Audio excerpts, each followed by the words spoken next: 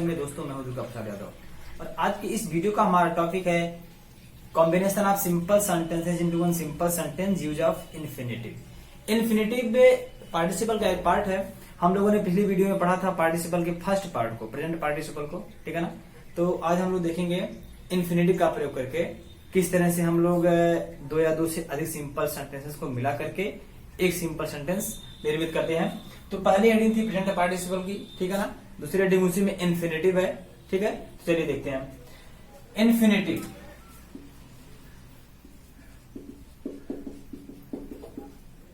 Infinitive का मतलब होता क्या है?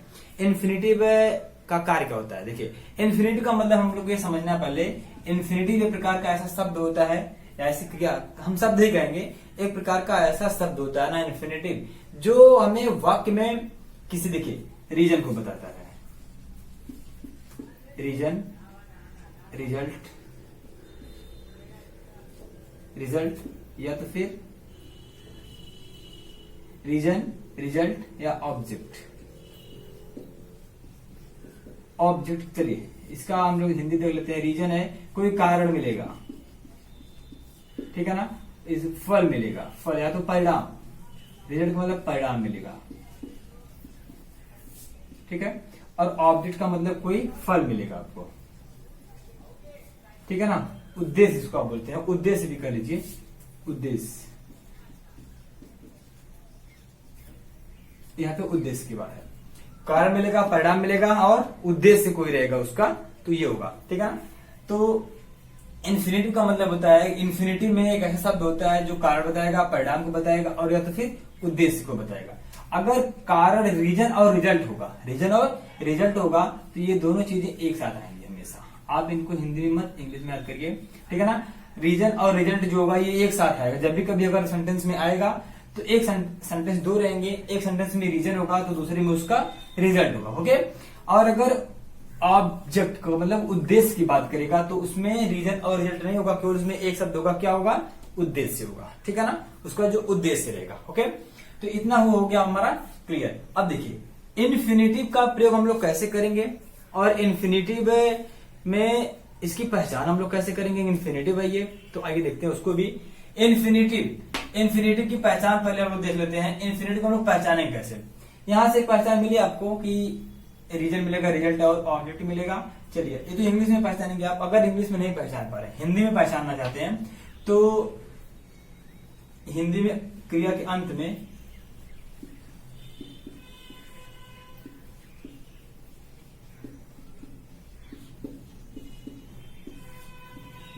ना, ने, नी, ठीक है ना। ना, ने, नी, ऐसा कुछ देखने को मिलेगा आपको। जब कोई भी सेंटेंस होगा उसके क्रिया के अंत में ना, ने, नी मिलेगा तो वो क्या होगा? इन्फिनेटिव होगा, ओके। और अगर ना, ने, नी के अलावा ये नहीं मिलता तो क्या मिलेगा आपको? जैसे ना के लिए, ने के लिए, ठीक है, नी के लिए, जो भी रहेगा आगे ये कुछ मिलेगा आपको देखने को। जैसे देखिए आपको मिलेगा ना, ने, नी मिलेगा, या तो फिर ने, ना के लिए, ने के लिए, नी के लिए, ये सब मिलेंगे तो आप पहचानेंगे कि क्या है, ये इन्फिनेटिव है, ठीक है ना। का प्रयोग, इन्फिनेटिव का प्रयोग हम लोग किस तरह से करेंगे, किस मेथड से करेंगे, ठीक है ना। चलिए देखिए पहले हम लोग इन्फिनेटिव के प्रयोग को देखते हैं। यूज, ये जिसका कैसे हम करेंगे। इन्फिनेटिव होता है, यहां लिख दे रहा हूं मैं फिर से। इन्फिनेटिव का प्रयोग हम दो तरह से कर सकते हैं। कितनी तरह से? दो तरह से कर सकते हैं। एक होता है एक्टिव वॉइस में और एक होता है पैसिव वॉइस में। आपने तो पढ़ा होगा कि वर्ब की फर्स्ट फॉर्म से पहले टू लगाने से इन्फिनेटिव बनता है, बिल्कुल सही है ये। लेकिन एक और तरीका होता है उसका। देखिए पहला तरीका होता है कि वर्ब की फर्स्ट फॉर्म से पहले क्या लगाएंगे हम? टू लगा देंगे। टू प्लस वर्ब की फर्स्ट फॉर्म है ना, तो क्या बनेगा? इन्फिनेटिव बन गया आपका। वर्ब की फर्स्ट फॉर्म है, इसके पहले टू लगा दिया तो इन्फिनेटिव बन गया ये, ओके। चलिए दूसरा मेथड क्या होता है, और इसको हम बोलते हैं एक्टिव वॉइस। एक्टिव वॉइस, ठीक है ना। जब वर्ब की फर्स्ट फॉर्म से पहले टू लगाएंगे तो ये क्या बनेगा? एक्टिव वॉइस में सेंटेंस रहेगा। लेकिन अगर इसी को हमें पैसिव वॉइस में बनाना होगा तो हम कैसे बनाएंगे? पैसिव वॉइस में बनाने के लिए हमें वर्ब की थर्ड फॉर्म,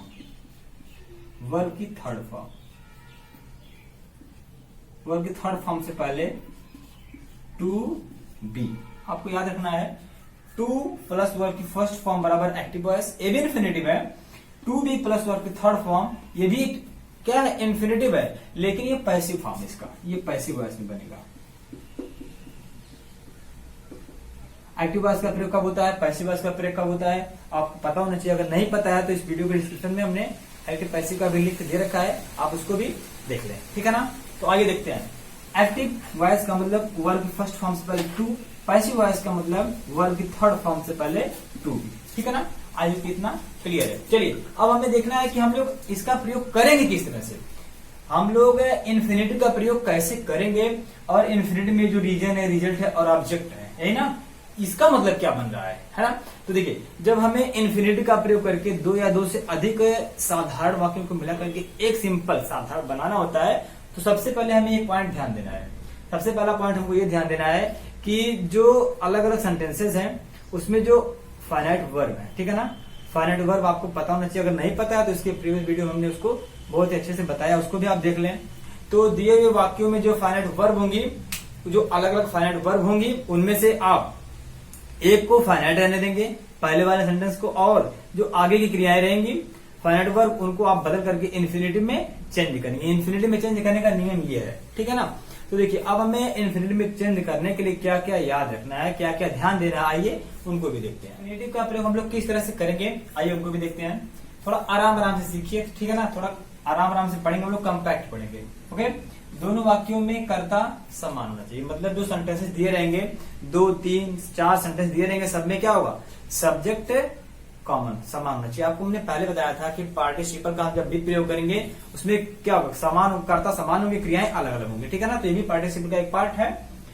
दोनों वाक्यों में कर्ता समान होना चाहिए, जैसे अगर पहले में ही है तो दूसरे में ही हो, पहले में आई है तो दूसरे में भी आई होना चाहिए। ओके, दोनों वाक्यों की क्रियाएं भिन्न हो, मतलब जो सेंटेंस दिए रहे उनमें जो फाइनाइट वर्ब हो, जो क्रियाएं हो, वो क्रियाएं अलग अलग हो, पहले में दूसरा काम हो तो अगले वाले में दूसरा काम होना चाहिए। ओके, चलिए थर्ड नंबर है रीजन, रिजल्ट और ऑब्जेक्ट का संबंध होना चाहिए। मतलब क्या, हमने आपको बताया था रीजन और रिजल्ट एक साथ आएंगे, कारण और उसका फल, ठीक है ना, कारण और उसका परिणाम जो होगा वो दोनों एक साथ आएंगे। अगर यह दोनों एक साथ आएंगे तो एक वाले सेंटेंस में रीजन होगा और दूसरे वाले में उसका रिजल्ट होगा, ठीक है ना। अगर रीजन और रिजल्ट का रिलेशन नहीं, संबंध नहीं रहेगा तो केवल ऑब्जेक्ट का मतलब केवल फल आएगा, ठीक है ना, केवल उसका उद्देश्य आएगा। इसका उद्देश्य क्या है, उद्देश्य आएगा तो केवल वो अकेले रहेगा, और अगर रीजन और रिजल्ट है, कारण और परिणाम आएगा तो वह दोनों एक साथ रहेंगे, ठीक है ना।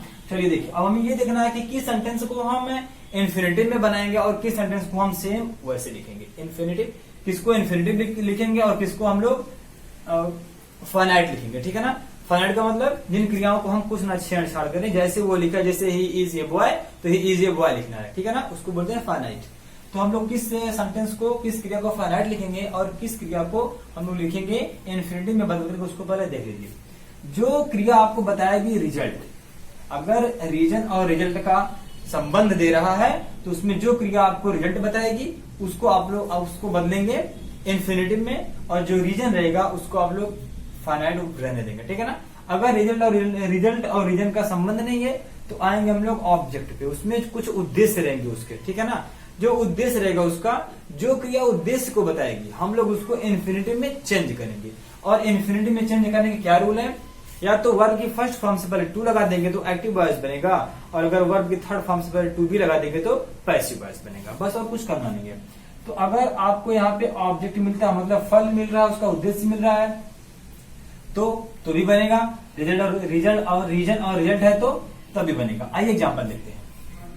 आगरा, हमें क्या देखना है, पहला पॉइंट हमारा क्या था, पहला पॉइंट हमारा था कि दोनों में सब्जेक्ट कॉमन हो, दोनों में कर्ता क्या समान है ना। चलिए एक पॉइंट तो क्लियर है। दूसरा पॉइंट क्या था, क्रियाएं अलग अलग हो, जो हमारी फाइनाइट वर्ब है। इसमें काम हो रहा है इसमें काम हो रहा है स्टडी करने का, पढ़ाई करने का, और इसमें जाने का, क्रियाएं भी अलग अलग हैं। चलिए अब हमें थर्ड नंबर क्या देखना है, थर्ड नंबर में देखना ये था उसमें रीजन और रिजल्ट हो या तो उसका उद्देश्य हो, ठीक है ना। तो इसमें देखिए ही वांट्स टू स्टडी, वह पढ़ना चाहता है। He has gone to Agra, वह आगरा गया। देखिए कह रहा कि वह आगरा गया, ऐसा कुछ कारण था, उसका कुछ कारण था, कुछ नहीं कारण था। पढ़ाई करना कोई कारण नहीं है, ये उद्देश्य है, ठीक है ना। तो he has gone to Agra, वह आगरा गया, उसका उद्देश्य क्या था, पढ़ाई करने का था, ठीक है ना। अगर आप कहेंगे वो आगरा गया पढ़ाई करना एक कारण था, तो ये गलत है। उसका उद्देश्य क्या था, वो अगर आप कहीं पे जाते हैं तो किसी कारण से जाते, किसी उद्देश्य के बस आप जाते हैं, ठीक है ना। तो हमने आपको बताया था किस सेंटेंस को हम फाइनाइट रखेंगे और किस सेंटेंस को, किस क्रिया को हम इन्फिनिटिव में बदलेंगे। जो काम किसी उद्देश्य को या रीजन और रिजल्ट को बताएगा उसको हम बदलेंगे इन्फिनिटिव में, और एक जो सेंटेंस बचेगा उसको हम ज्यों कहते हैं लिखेंगे, ठीक है ना। तो इसमें उद्देश्य क्या था, स्टडी करना। तो इस वाले सेंटेंस में क्या मिला आपको, मिल गया उद्देश्य, तो इसको आप छोड़ दीजिए। ये वाला सेंटेंस पूरा बचा, इसको आप लिखिए पहले यहाँ, he has gone to Agra.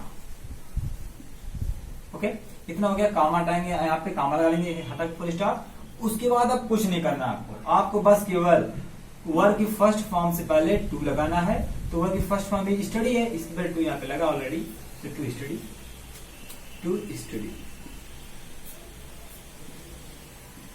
ठीक है, he has gone to Agra to study. अब इसकी हिंदी पे जाएंगे हम लोग। हिंदी में क्या बताए थे, ना ने नी, या ने के लिए, ना के लिए, नी के लिए। तो वह पढ़ने के लिए, ने के लिए आया ना हिंदी में, ने के लिए। तो वह पढ़ने के लिए कहाँ गया, आगरा गया। वह पढ़ने के लिए आगरा गया। चलिए इतना तो क्लियर है। अगला एग्जाम्पल देखते हैं।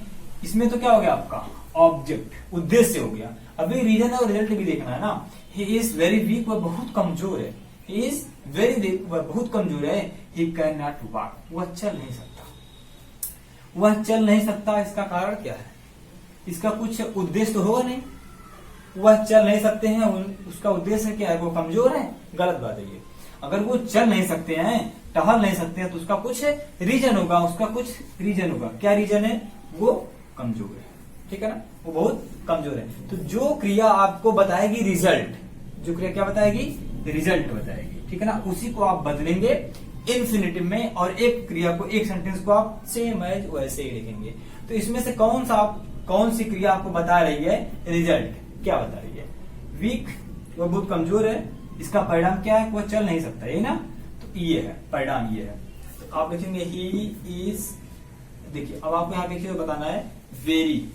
जहां जहां आपको वेरी मिलेगा, वेरी को आप चेंज करेंगे TOOT, इसका मतलब होता है एडवर्ब टू। वेरी को एडवर्ब टू में चेंज करेंगे हम लोग। अब इसको क्यों चेंज करते हैं और इसका नाम क्या होता है, इसको हम लोग ट्रांसफॉर्मेशन में आगे डिस्कस करेंगे डिटेल में। यहाँ पे इतना आप जानिए कि वेरी को हटा करके टू लगाते हैं। ही इज टू वीक, ठीक है ना, इतना हो गया। अब यहाँ पे क्या करना है, अब यहाँ पे आपको कौन सी क्रिया बता रही है रिजल्ट, उसका क्या परिणाम, क्या कारण था उसका, यही है, क्या है, वाह, टू वाह। इसका रिजल्ट क्या था, परिणाम यही था कि वो चल नहीं सकता है। ही इज टू वीक, वह बहुत कमजोर टू वॉक, चलने के लिए, वह चलने के लिए, ने के लिए फिर आए, चलने के लिए, वह चलने के लिए बहुत कमजोर है। चलिए अगला देखते हैं example. He took a knife, वह एक चाकू लिया। He wanted to kill the hen, उस मुर्गी को मारना चाहता था। कह रहा कि ही टुक ए नाइफ, वह एक चाकू लिया। He wanted to kill the hen, वह मुर्गी को मारना चाहता था। तो देखिए इसमें क्या आपको मिल रहा है, रिजल्ट और रीजन है या फिर उसका उद्देश्य है। चाकू ले लिया, उसका उद्देश्य क्या था, उसका उद्देश्य था मुर्गी को मार देना। इसमें कोई कारण तो है नहीं, चाकू लेने का कारण नहीं था कि वह मुर्गी को मारेगा, उसका उद्देश्य था। चाकू को लिया तो उसका उद्देश्य क्या बना, मुर्गी को मार देंगे। तो जो उद्देश्य रहेगा उसी क्रिया से पहले हम टू लगाते हैं। तो उद्देश्य क्या था, मुर्गी को मारना, इसके पहले यहाँ पे टू लगा, तो मतलब इतना हमारे ये इन्फिनिटिव है। बाकी सेंटेंस को यहाँ तक हम काट देंगे इसको, ठीक है ना। तो he took a knife, he took a knife, फिर to kill the hen, he took a knife to kill the hen, वह चाकू को लिया मुर्गी को मारने के लिए, ठीक है ना। इतना तो आयो कि आपका क्लियर होगा। चलिए आगे कुछ और रूल्स को और कुछ एग्जांपल्स को भी। he sent him to America, देखिए पहला सेंटेंस कह रहा है कि he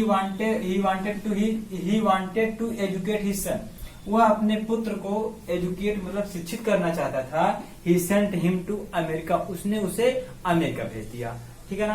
तो चलिए देखिए इसमें हमको क्या देखना है, सब्जेक्ट कॉमन है, क्रियाएं अलग अलग हैं। इसमें एजुकेट है, शिक्षित है, उसमें जो है सेंट है।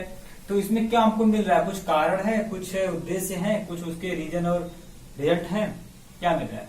वह अपने पुत्र को अमेरिका भेजा, उसका उद्देश्य क्या था, उसको वो एजुकेट बनाना चाहता था, ठीक है ना।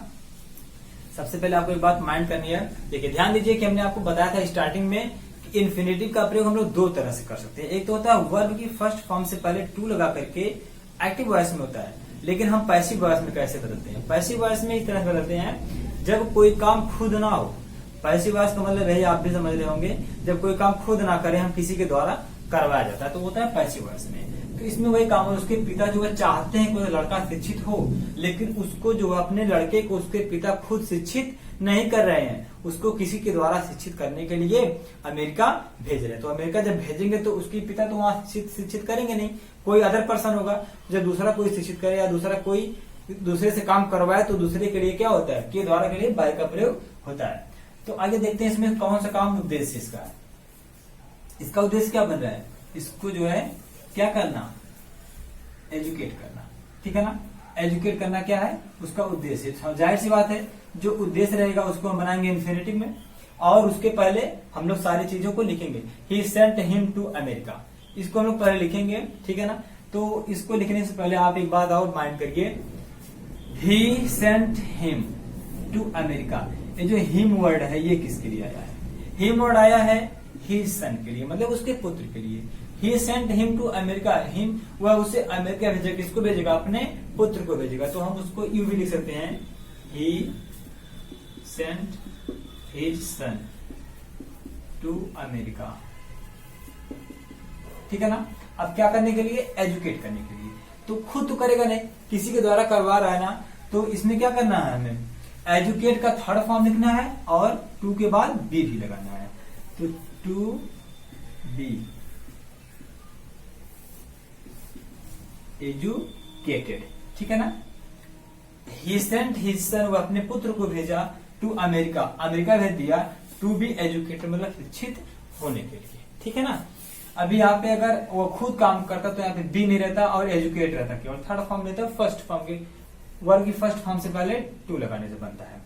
चलिए एक और एग्जांपल देखते हैं। इस एग्जांपल में भी कुछ आपको सीखने को मिलेगा, पहले आपको बता दें। देखिए हमने आपको बताया था कि क्रियाएं जब सब्जेक्ट एक होगा तभी हम लोग इन्फिनेटिव का प्रयोग करेंगे, लेकिन यहाँ पे सब्जेक्ट क्या है, डिफरेंट डिफरेंट है, अलग अलग है। इसमें बुक है और इसमें सी है ना।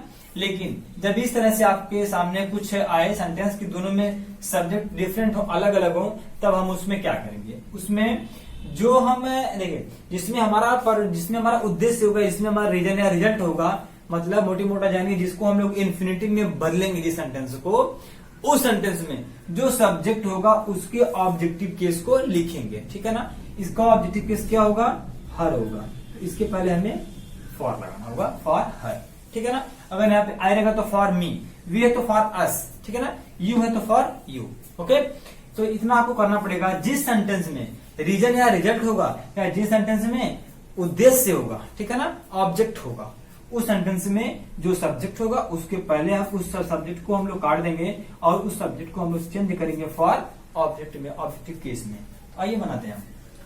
कह रहा कि the book was very difficult, very को काट क्या लगना है यहाँ पे, टू, TWO, आपको भी बताए थे हम। The book was very difficult, the book was very काटेंगे क्या लगेगा, too difficult, the book was too difficult, किताब इतनी कठिन थी। फॉर हर, फॉर हर हो गया। अब क्या करना है, इसका क्या उद्देश्य था, इसका यही है, ठीक है ना। इतनी कठिन थी, उसका क्या रीजन था, उसका रीजन क्या था, बहुत कठिन थी, वो पढ़ नहीं पाई, उसको समझ नहीं पाई, ठीक है ना। तो उसको समझने के लिए वो किताब बहुत कठिन थी। इसमें एक में कारण है और एक में उसका क्या परिणाम है। कारण क्या था, वो बहुत कठिन थी, उसका परिणाम क्या था, वो समझ नहीं पाई उसको, ठीक है ना।